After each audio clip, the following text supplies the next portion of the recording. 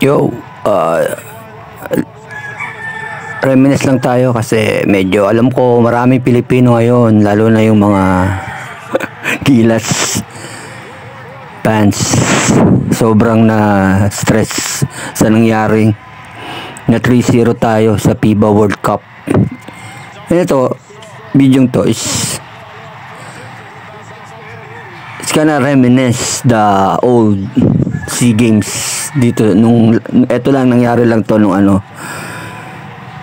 ito lang March, cover niya yung SEA Games dito ginanap sa Cambodia, and ito yung for the gold. Pakita ko lang kung gaano yung kaibahan ng lineups nung nandun si Justin Brownlee, and then yung lineup na kinuha si Jordan Clarkson. Tignan nyo guys, you see the pasahan and then ball movement, and then kakaroon sila ng ng magandang rotation ng bola. I don't know what happened tung the last few days na 3 laban tayong natalo. So it's so popost ko lang.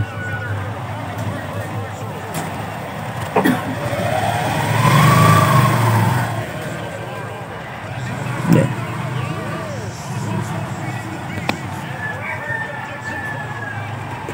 So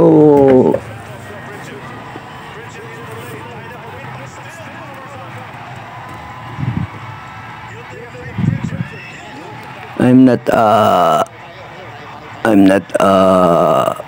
NBA or PPA, or in my opinion iba yung approach ng dalawa na all 48 minutes na nilaro ni Clarkson.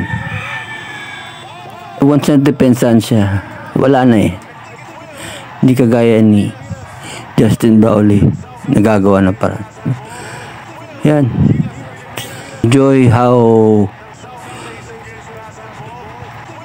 Gilas get the gold here. Enjoy. Sarap lang ulit-ulitin, you know, that's why mapatanggal lang ng ating malungkot na malungkot talaga.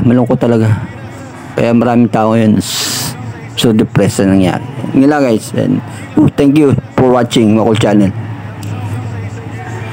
Enjoy Gilas champion here.